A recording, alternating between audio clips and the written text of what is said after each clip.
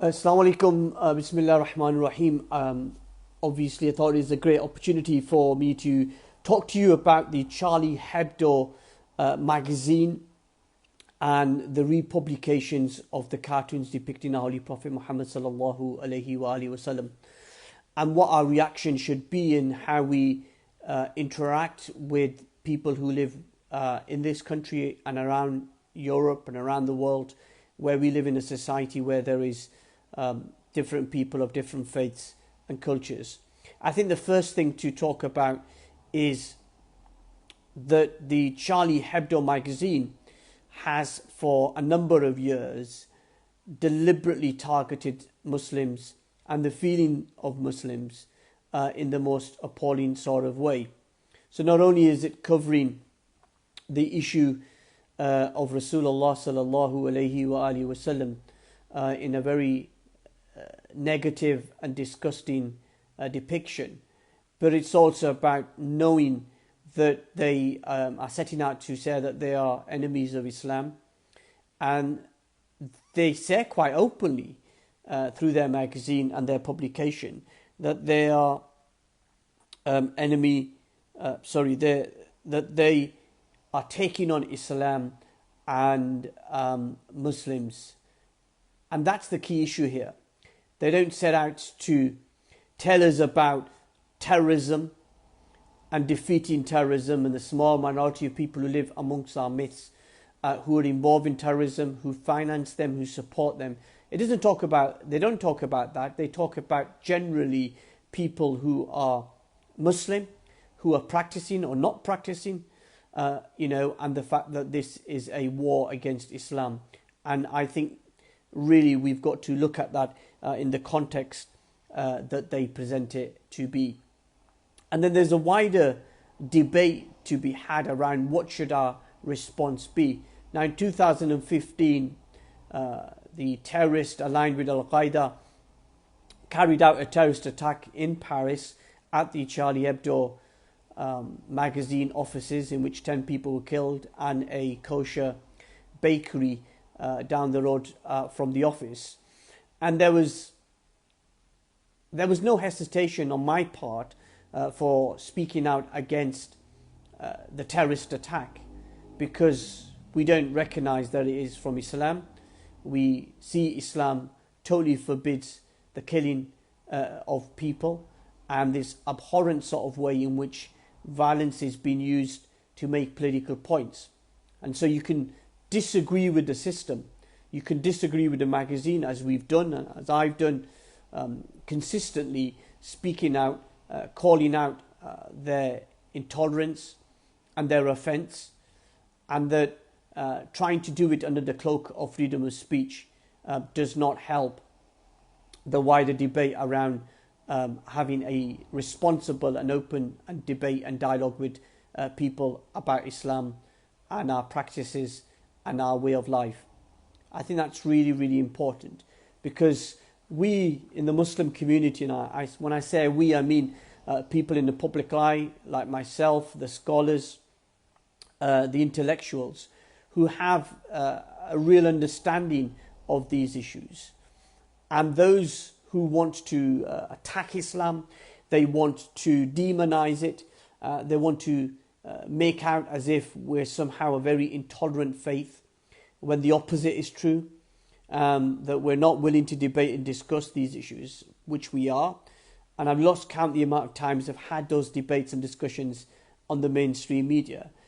And the real issue that we've got to address is, why is Charlie Hebdo deliberately targeting the Muslim community and the Islamic faith?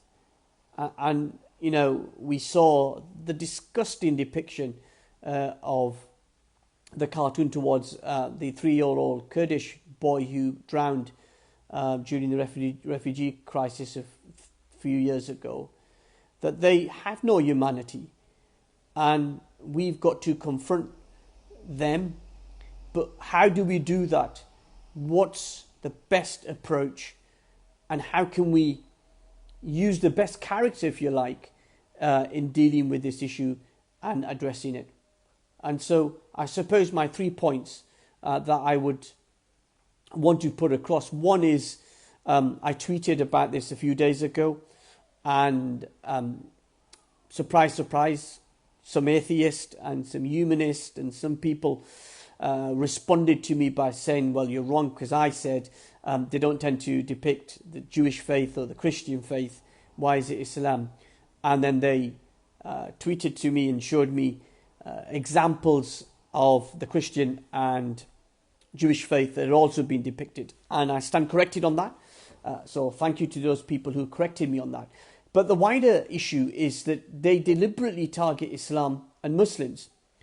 If you were to do a review of their publication, their articles, their commentary, and their cartoons, you can bet that Islam and Muslims are way ahead of any attack towards the Christian or the Jewish faith. I equally condemn the depictions of the Christian faith and the Jewish faith. I just think it's a sad indictment of our fellow people in faith in the Jewish and Christian community, that they don't have the same passion and desire to stand up for the honour of their personalities and their faith. And that's a matter for them to address themselves. But our point is around how can we, I ask the question again, how can we as Muslims react and do so in a way that brings people together. Now there's a group of people, it's quite a sizable minority, who just don't like Islam. And no matter what you say or what you do and how rational you try to be, they're just not willing to listen. They're interested more in demonizing Islam, provoking and writing negative stories. You see it in the media on a daily basis, and you've seen it in recent days in the reporting around terrorism, which the Centre for Media Monitoring report, which sets out how the media report terrorism, is an example of that. The threat from far-right extremism is massively on the rise in this country, and there's still people who want to minimise that and the language that is used towards Islam and Muslims. So I suppose you got the media coverage. We know with Charlie Hebdo, it's a despicable and vile magazine that tries to use the issue of freedom of speech as an excuse to perpetuate a version, an opinion about Islam which is so far away from the truth. And so what can we do? One, well, we can raise our voice, as I'm doing now on this broadcast, and as I've done over the years, to stand up and say this is unacceptable. You have the right to challenge Islam. The people who carried out these cartoons have a right to do that in a free society. We accept that individual freedom. And if they are free to draw those cartoons, then surely we are free as Muslims to challenge that, to speak up against it, and to express our view.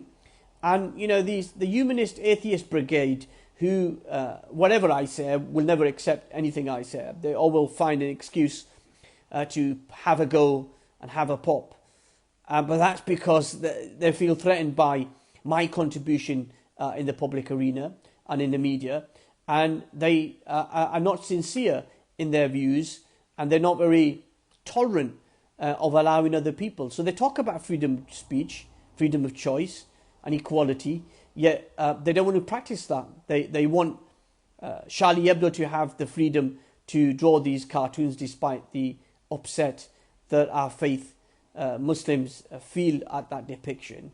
But the moment Muslims start speaking out, and at whatever level, whether it's somebody posting something on Twitter or Facebook, or challenging something about what Charlie Hebdo has said in the past, then we are subjected to taunts and attacks and vilification.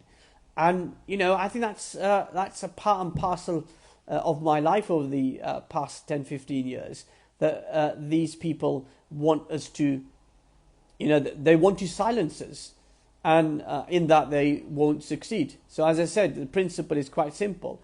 We believe in a free society, that the people who want to depict those cartoons have a right to do that. We can't live in a society that claims to talk about freedom of speech and freedom of choice, and to take benefit from those freedoms and those rights, and then want to curtail that for other people.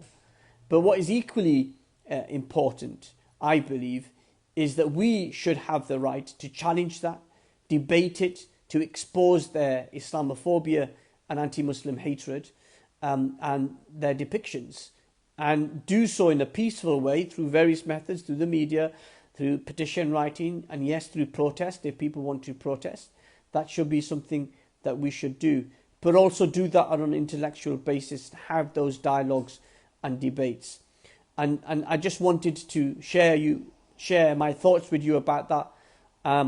There are people who will question my motives and will say, I'm a supporter of intolerance, which is far from the truth. If you've listened to what I just said, I don't support the cartoons, and I don't support the right of Charlie Hebdo to have those cartoons because of my own individual faith.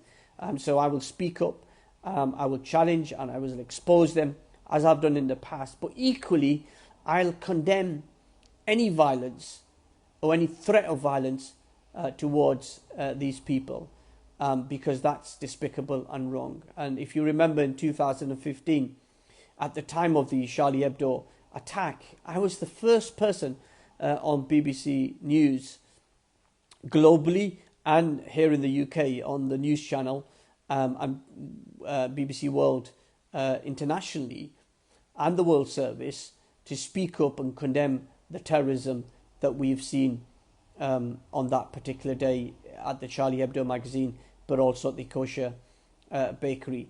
And so, it's not one or the other. You can't claim that if you condemn the cartoons and you condemn their racism and xenophobia, that somehow that you remain silent when there is terrorism going on. I think that's really important, having that distinctions. I hope you found it useful, and if you've got any questions to the broadcast, do feel free to come back to me. But thank you so much for listening. Many people will listen to this on the replay, but if you do want to share your comments and your thoughts, and if you want to ask a question, then please feel free to do that. Assalamu alaikum wa rahmatullahi wa barakatuh.